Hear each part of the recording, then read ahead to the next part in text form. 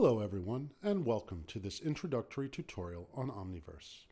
In this tutorial, we will explore one specific avenue of Omniverse, static model management from Maya. As Omniverse has a rather different approach to file management, we will also cover some of the cloud-related topics such as working with USD and MDL files on the cloud.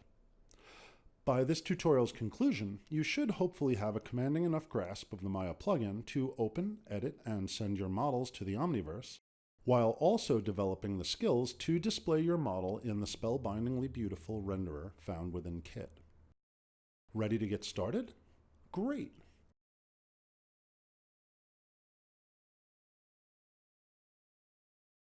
Let's start at the beginning. Please launch Maya and take special note that you are connecting to the Omniverse. You should see some progress bars showing that the MDLs are loading. If they are, that means you're successfully connected to the Omniverse, and it is going ahead and updating some material definitions for you. It may happen quickly, so let's learn how to be sure that we are actually connected. Let's begin by clicking on the Omniverse dropdown and choosing the Omniverse panel. If the panel shows a red icon, click it and select Sign In and use your credentials. When the icon is showing white and your username displayed, you are successfully logged in and are utilizing the Omniverse server. As Omniverse is primarily a cloud application, that is the essential first step. Okay, now let's open up our Maya file. Simply use the typical open command from Maya and locate the project download package. Within it, we want to open robot_arm_begin. You can choose the FBX or the Maya binary depending on your preference. Okay, let's open that up and let's see what happens. Great. Okay, you should now be looking at a view very similar to mine. We have a bunch of meshes. These meshes have some basic materials applied, and we want to get this mesh ready for use in Omniverse. This is going to be a typical test case. As you can tell by the bright colors, this mesh has stock material definitions. I have colored them just to make things a bit easier as we go through the tutorial and swap the materials out. Nonetheless, they are simply material definitions. In Omniverse, we introduce a new shader definition with some extremely valuable qualities. The main benefit being that the shader definition is now universal to supporting applications. Maya, UE4, Unity, and many other tools can now leverage the shader network and render your asset properly. Wow, that's a big deal. One resource, many outlets? Yeah, that's a big win for individuals and a massively big win for big teams. Anyhow, so now the question is, how do we leverage that awesomeness? It's actually rather simple. When you log in, your server came pre-equipped with the MDLs ready to go. You can, of course, author your own, but we can save that for another day. Okay, now let's open up our Hypershade panel and select the MDL heading towards the bottom. This list is populated dynamically from the server as I just described. Now, let's select the advanced PBR and name it MDL_ARM1. Great.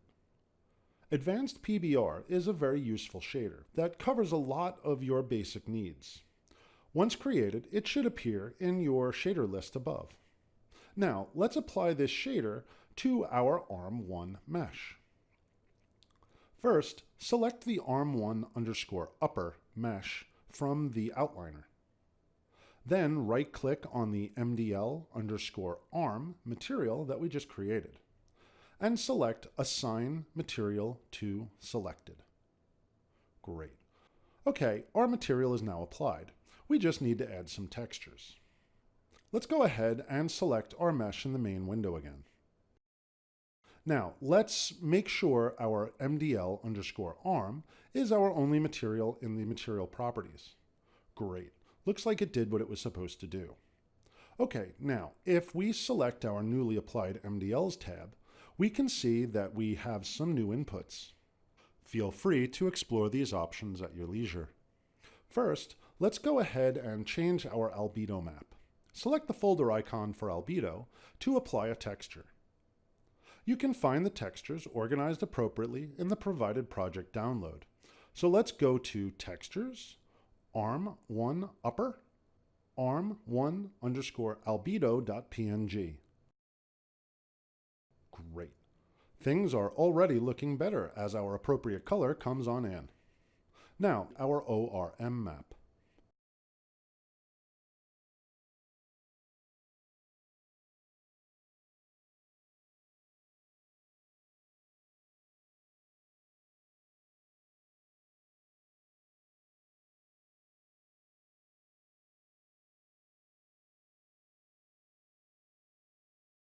And finally, let's add our normal map. Excellent. Now it's really looking nice. Now this model needs a few more textures. Let's go ahead and repeat those steps for the arm 2, the hand, the rail, and the hoses.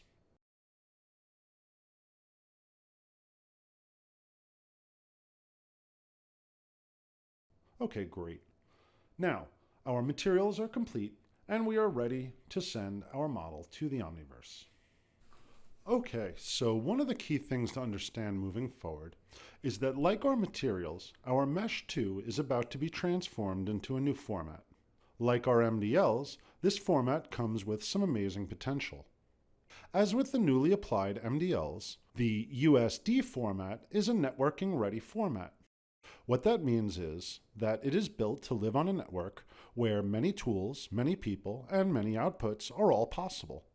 What is even more cool is that it can all happen at the same time, and without interruption, and even without saving if you don't want to. In practice, it all runs under the hood and allows you to work the way you are most comfortable. Okay, so enough theory. Let's get back to making cool stuff. Now, let's jump to our Omniverse dropdown and open up our Omniverse panel. In here, we just want to be sure that we are choosing Static Mesh and that Include MDLs is selected. This will tell the exporter what to expect, and it will make sure our MDL shaders are created along with the USD file. Okay, so we are now ready to export. Upon selecting the Export button, a file browser showing both your local and your Omniverse folders will appear. Let's select a good place in our Omniverse directory to store our work. I'm going to put mine in my user folder, and within that, I'll create a new folder called robot_arm_tutorial. Excellent. Now, I just have to hit Export.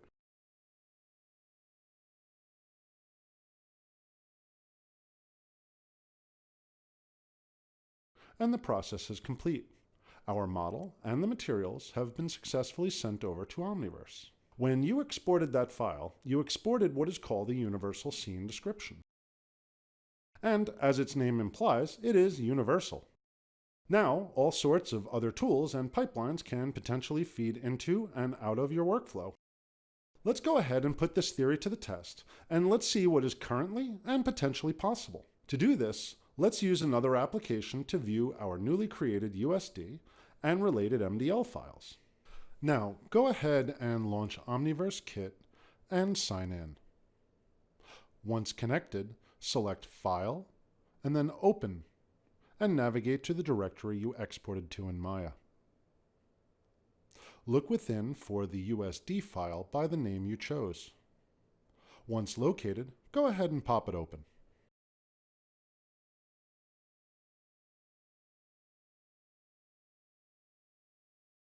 Voila! There is our model.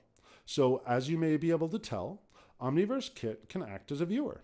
A really good one too. However, let's go ahead and make things interesting by leveraging some of the networking features.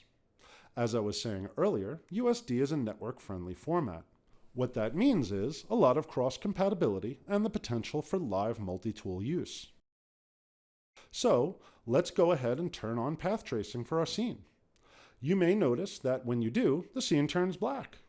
We don't have any lights in the scene, so naturally, everything is going to be black. Now, before adding a light, let's go ahead and jump back over to Maya and open up the Omniverse panel one more time.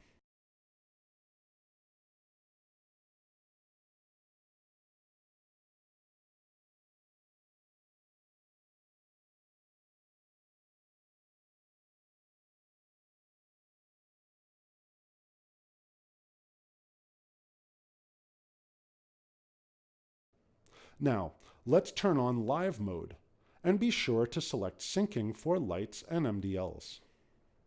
I'll slide this over here to use window snapping to organize Maya and Kit so I can see them both at the same time. Great, now I've got Maya on the left and Kit on the right. Okay, so now that Maya is connected and we can see everything, let's hop back over to Omniverse Kit. Here, let's also enable live mode. Now, once both tools are set to live, we have bidirectional communication, meaning both Maya and Kit are connected and both are updating. Okay, great. Now, let's go ahead and add a sphere light in Kit.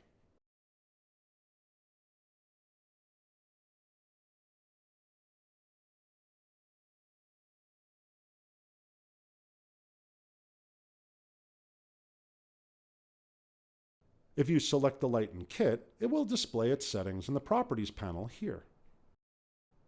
Let's go ahead and increase the intensity.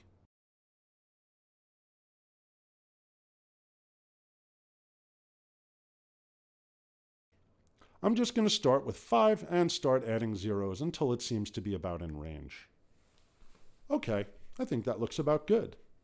Lastly, let's give this light a decent name. Let's call this one Front Fill.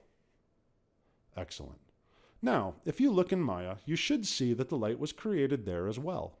Let's grab that light with Maya and move it to a nice position.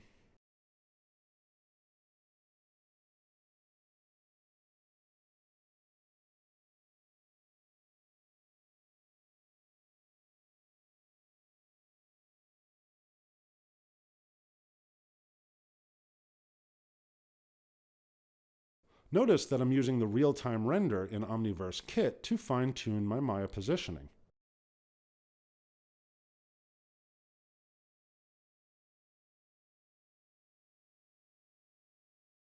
In this example, I am showing just how two programs on the same computer, on the same user, can live edit in a file.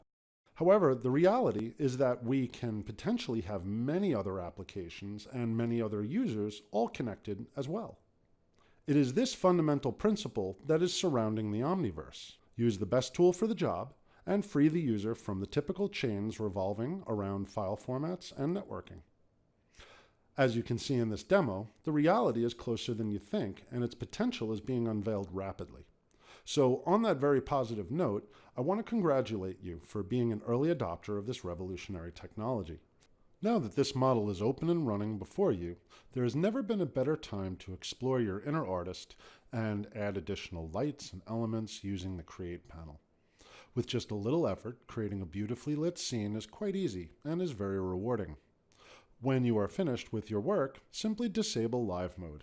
You can also choose to save your Maya file, though in a typical use case, you would now be using the USD file directly via the Omniverse panel.